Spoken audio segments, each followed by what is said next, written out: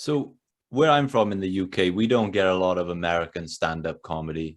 So I first became a fan of yours when I was younger, and I was watching an episode of Family Guy Yeah, where you appeared in the show, and I didn't understand the reference at the time because right. we don't get a lot of American comics, but that's what led me to look you up. I remember seeing you on Scrubs as well at one point, Yeah. and that's how I became familiar with your work. But with that Family Guy sketch, it's just quite an iconic scene. How do you reflect on that now? Because when someone like Family Guy approaches you, Yeah. are you thinking in your head, okay, is this a joke aimed at me? Is this a joke I'm involved in? How did you first take that when you were approached by, I'm assuming, Seth MacFarlane? I thought, well, it was an honor to be on the show. So I thought that's cool. And I knew they were poking fun at me. So I knew I was kind of in on the joke, the fact they're making fun of me being uh, especially the prop as a seesaw. And I remember I was on the phone with Seth and all the writers, and I said, can we come up with another prop, another joke? I don't think that one's funny. And they're all like, what do you mean? This is brilliant. And I said, well, it's kind of stupid, right? A seesaw. And he said, well, what do you want to do? And I said, well, maybe something for my act. So I gave him a couple examples. And he said, well, to be honest with you, it wouldn't really work if it was one of yours, because it's supposed to be, yes, we're totally fucking with you, right? So I said, okay, we got to make fun. It's got to be something so stupid. And the guy, because then after I do it, he goes, "You're so goddamn funny, Carrot Top." So it was kind of making fun of my act and thinking But then I sat there and thought back and I said, I'd do it. I mean, it's not whatever, it's the end of the world. But then they said, if you don't want to do it, we'll get somebody else to do it. We don't, we don't need you. And I said, no. If you're going to do a Carrot Top reference, I want to be Carrot Top. I want to be the guy. So I just dove in and did it. And, it's funny to this day, even like right now you brought it up, I get people all the time that just walk up and go, seesaw. It's like the craziest thing. So.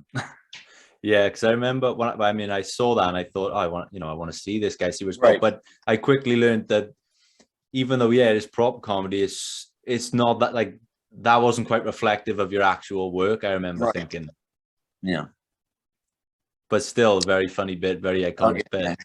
Yeah. So I remember listening to you a couple of, maybe 2 months ago on the Joe Rogan Experience, and you talked about a time in your life where you took a lot of criticism, you took a lot of flack. Yeah. What was that like at the time, and what sort of place did that take? Did that ever demotivate you? Did that ever derail you? Was that something you struggled with at all, or were you always quite a perseverer?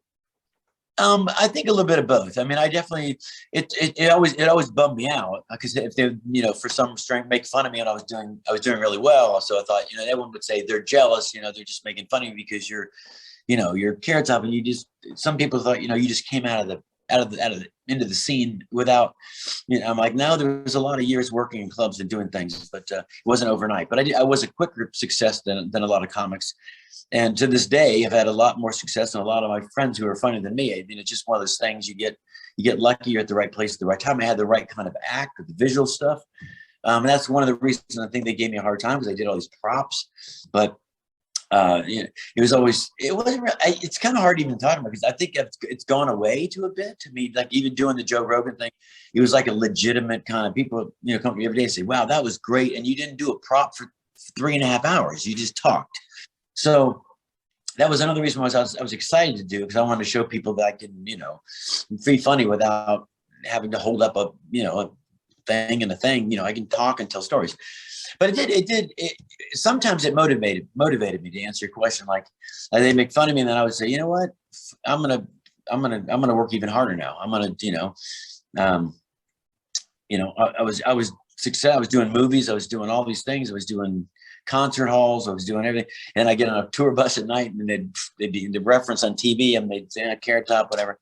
So sometimes it just made me laugh, because I was like, okay, we just had a great show, and they're just pissed they didn't. So, but you definitely got to persevere through all that. But at the end of the day, you do want your peers to enjoy you from day one. When I got into this, that's what I told you a while ago when I first got there.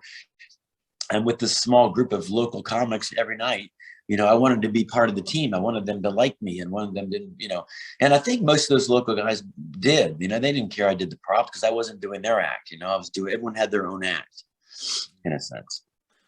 I remember really liking something you said. I think you said consider the source or something along those lines. Yes, Is it more important to you where the opinion comes from rather than what the opinion is?